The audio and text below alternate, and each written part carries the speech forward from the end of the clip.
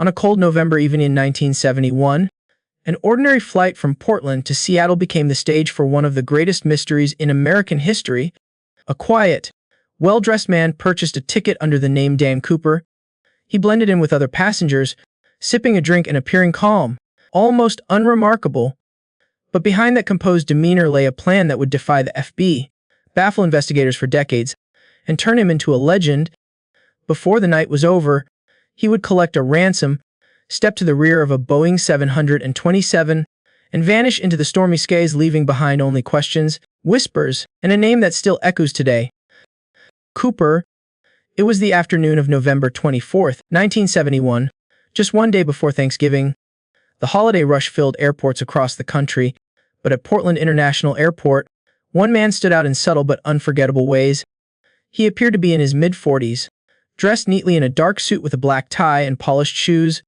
Sunglasses concealed his eyes, adding to his calm yet mysterious presence. At the ticket counter, he paid cash for a one-way seat on Northwest Orient Airlines Flight 305, bound for Seattle. The short journey was scheduled to last only 30 minutes. With nothing more than a briefcase in his hand, he moved quietly through the terminal and boarded the Boeing 727. Once inside, he chose a seat at the back of the cabin, near the engines and close to the rear stairway, a position few passengers ever selected. He blended in with the crowd, polite and unassuming, ordering a drink while the other 36 travelers settled in for what they believed would be a routine evening flight. To everyone on board, he was simply another passenger. But as the clock ticked past 2:50 p.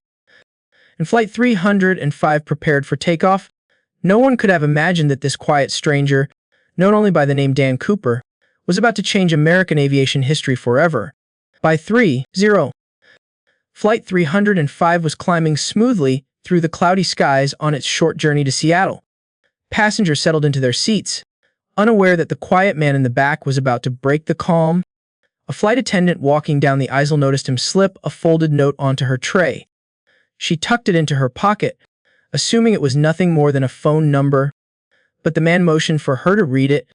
As she leaned closer, he whispered words that would change the course of the flight.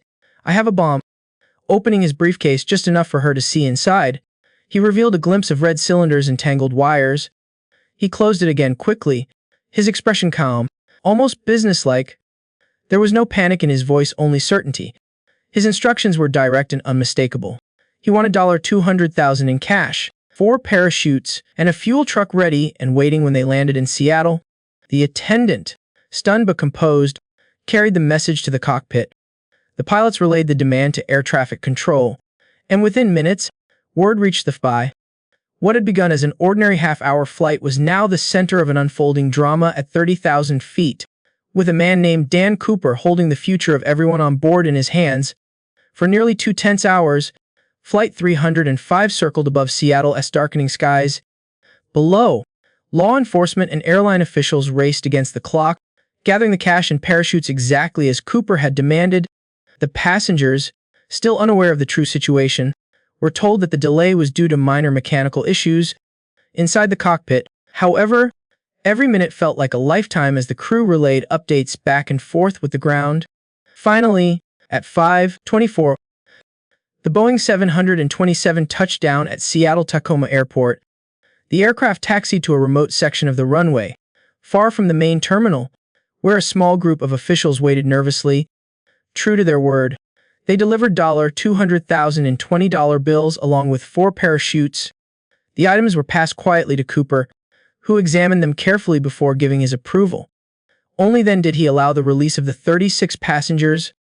One by one, they stepped off the plane into the cool November evening, unaware of just how extraordinary their flight had become. Remarkably, there was no chaos, no shouting, no harm, just an almost eerie calm. Cooper remained polite and composed, keeping only the pilots and 2 flight attendants on board.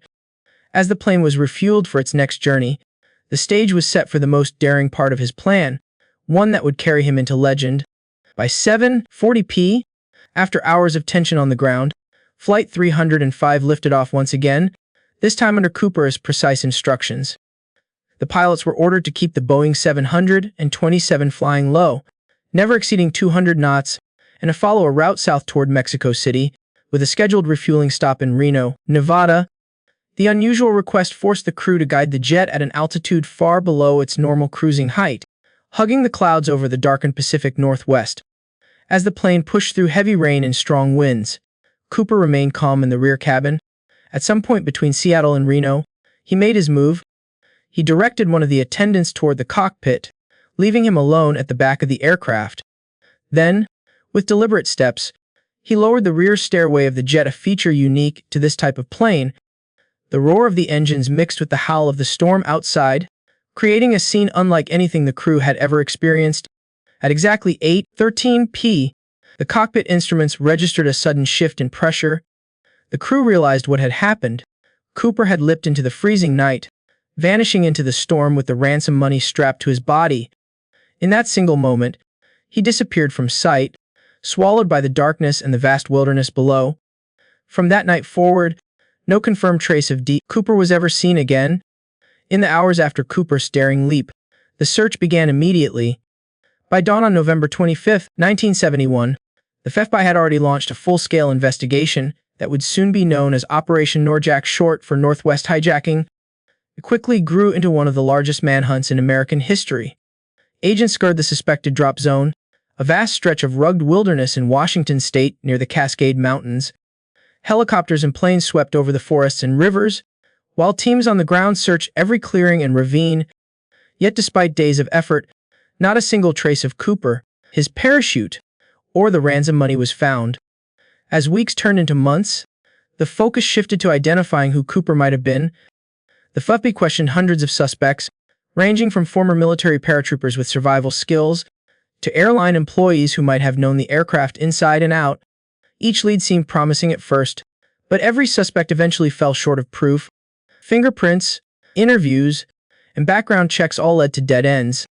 By the end of the 1970s, Operation Norjack had consumed thousands of hours of investigative work, yet the mystery remained exactly where it began: a man in a suit, a briefcase, and a name that may never have been real: Cooper.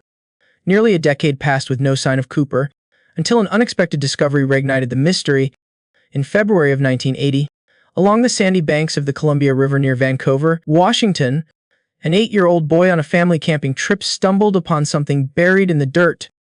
Wrapped in brittle rubber bands were 3 packets of decayed $20 bills, totaling $5,800. When the bills were examined, investigators quickly confirmed what they had long hoped to find: the serial numbers matched the ransom money given to Cooper back in 1971. For a brief moment, it seemed like the case had finally cracked open. Had Cooper buried the cash before vanishing? Had it washed downstream from his landing site? Or was it planted there by someone else? Years later, despite extensive searches of the surrounding area, no other bills were ever recovered. The find only deepened the puzzle, raising more questions than answers. The decayed bundles along the Columbia River became the first and last physical trace of the ransom, leaving investigators and the public with a haunting realization: the trail of Cooper's fortune had gone cold once again. As the years stretched into decades, the legend of Cooper only grew stronger, and with it came a parade of suspects who seemed, at times, to fit the mystery man's profile. In 1972, less than a year after the hijacking, attention turned to Richard Floyd McCoy, a Vietnam veteran who staged a remarkably similar skyjacking, using a parachute escape to demand money. He was caught and imprisoned, and many believed he had to be Cooper.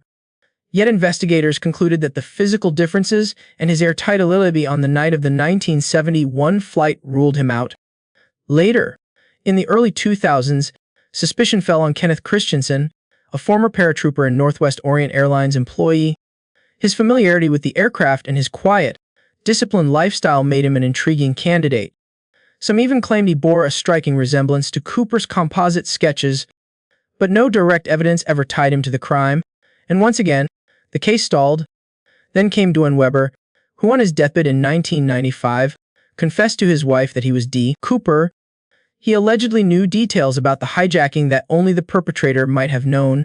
For a moment, Weber's confession seemed convincing, but when the FBI dug deeper, the forensic and financial evidence did not align. Each suspect carried compelling details: a confession, a resemblance, or the right background. But in every instance, there were also gaps too large to bridge. One by one, the theories fell apart. and the true identity of the man who leapt into the storm remained as elusive as ever. By the time the new millennium arrived, the trail of D. Cooper had long since gone cold. Files stacked high in FBI archives told the story of thousands of interviews, countless tips, and decades of pursuit, all without a single conclusive answer. Then, after 45 years of searching, the Bureau made a decision that stunned many who had followed the case. In July of 2016, the FBI formally announced that it was closing the investigation, shifting its resources toward more pressing priorities. The announcement marked the official end of one of the longest and most exhaustive manhunts in American history. Yet even with the case file sealed, the mystery remained untouched. To this day, no body has ever been discovered, no parachute has ever been recovered, and no piece of definitive evidence has ever revealed Cooper's true fate. Whether he perished in the freezing wilderness that stormy night, or walked away to live quietly under a new name, the world may never know. The closing of the file was not the closing of the story, it was simply another chapter in a mystery that continues to fascinate, inspire, and haunt the imagination of all who hear the name Cooper. Even with the Fabius file officially closed, the legend of D. Cooper has never faded. To this day, he holds a singular place in American history, the only person ever to hijack a plane in the United States and escape without capture. That fact alone has cemented his place in the record books, but it is the mystery surrounding his fate that turned him into something more than a criminal. Over the decades, Cooper has transformed into a kind of folk hero, an outlaw figure who managed to outwit the authorities and vanish into thin air. His daring escape has inspired countless books, documentaries, television specials, and even works of fiction, each one adding new theories and interpretations to a story with no ending. Communities host annual gatherings, amateur sleuths still debate every detail, and the internet hums with speculation about who he was, how he pulled it off, and where he went. Yet at the heart of it all, one question refuses to die. Did he survive that jump into the storm, walking away to live a secret life somewhere in the shadows? Or did he vanish forever in the wilderness, his secret buried by time and nature? That unanswered question is the true legacy of D. Cooper. He was not just a man who disappeared into the night, he became a mystery that continues to challenge, captivate, and endure. More than 50 years after he stepped off that plane and into legend. And so, the mystery of D. Cooper remains half history, half legend. A man who stepped onto a plane with nothing more than a briefcase and a plan, and then vanished into the storm, leaving behind one of the greatest unsolved cases in American history. Perhaps we will never know who he truly was, or what became of him that night. But that lingering mystery is what keeps his story alive, even decades later.